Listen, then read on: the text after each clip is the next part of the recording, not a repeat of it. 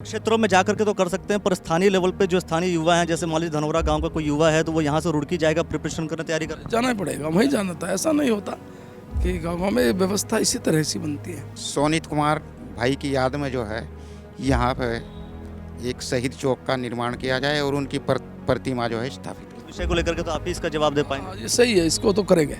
जो आर्मी की तैयारी कर रहे हैं युवा, वो युवा कह रहे हैं कि हमें तैयारी करने के लिए कोई प्लेस, कोई व्यवस्थाएं ऐसी हमें चाहिए, खेल के मैदान हो जहां पर हम अपनी जाकर ट्रेनिंग की सुविधा ले सकें। वो सारी व्यवस्थाएं, चूँकि यहाँ पर एक नहीं है, यहाँ हज़ारों ऐसे लोग हैं जो कि साफ साफ ये भी कह रहे हैं कुछ बच्चे कि मुझे सैलरी भी नहीं चाहिए, मैं इंडियन आर्मी ज्वाइन करना चाहता हूँ।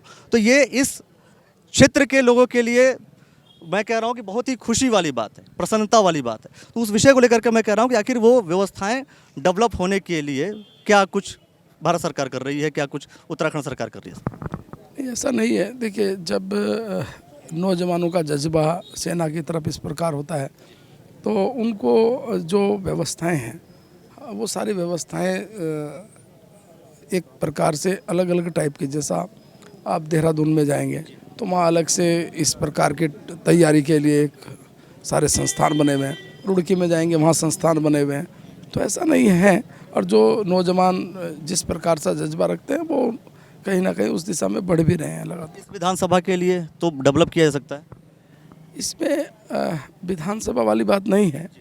हम लोग अगर रुड़की में इस प्रकार की व्यवस्था है, देहरादून में है, और लगातार अभी पिछले दिनों राजनाथ सिंह जी आए थे, रक्षा मंत्री भारत सरकार, हमने कहा था कि उत्तराखंड राज्य में 2 इस प्रकार के एक बड़े कार्यक्रम हो जाएं, मेले, भर्ती मेले। उन्होंने कहा था हम इसको कर रहे हैं। तो ये भी सब समय समय पर सरकार की ओर से व्यवस्था। क्षेत्रों में जाकर के तो कर सकते हैं, पर स्थानीय लेवल पे जो स्थानीय युवा हैं, जैसे मान लीजिए धनौरा गांव का कोई युवा है तो वो यहाँ से रुड़की जाएगा प्रिपरेशन करने तैयारी कर जाना ही पड़ेगा, वहीं जाना था। ऐसा नहीं होता कि गाँव में व्यवस्था इसी तरह से बनती है। माननीय मंत्री से हम चाहते हैं कि घोषणा कर दें तिराहे, सही तिराहा के लिए। सोनित कुमार भाई की याद में जो है यहाँ पे एक शहीद चौक का निर्माण किया जाए और उनकी प्रतिमा जो है स्थापित की जाए। जहाँ खड़े यहीं पे इसी चौक पर। इस विषय को लेकर के तो आप ही इसका जवाब दे पाएंगे। ये सही है, इसको तो करेंगे। आप लोग के लिए खुशी की बात है कि घोषणा कर दी गई है। अभी मुख्यमंत्री जी आने वाले हैं, अभी उनके आने के बाद ये निश्चित है, ये करेंगे। इसमें तो कोई कहने वाली बात नहीं, ये तो करेंगे 100%। देश की रक्षा के लिए जो एक शहादत की कड़ी है, इस क्षेत्र के सुखबीर सिंह के लड़के युवा होनहार सोनित कुमार ने भी उस शहादत में अपना नाम जोड़ दिया है, और वो अपना कर्तव्य करते हुए सेना में अपनी ड्यूटी पर रहते हुए शहीद हुए हैं। ये क्षेत्र इस शहादत पर गर्व करता है, और जो क्षेत्रवासियों की मांग है, आदरणीय मुख्यमंत्री यहाँ पहुँचने वाले हैं, और मुख्यमंत्री, प्रदेश अध्यक्ष जी सभी और मंत्री इस ज़िले के सब मिलकर और इसकी उनसे बात रखेंगे। ये जो शहीद चौक की बात और प्रतिमा की कही है, ये होने लायक काम है, होगा। जी, डॉक्टर अंकित आर्या से भी मैं 2 शब्द जरूर चाहूँगा सोनित कुमार सैनी जी के लिए।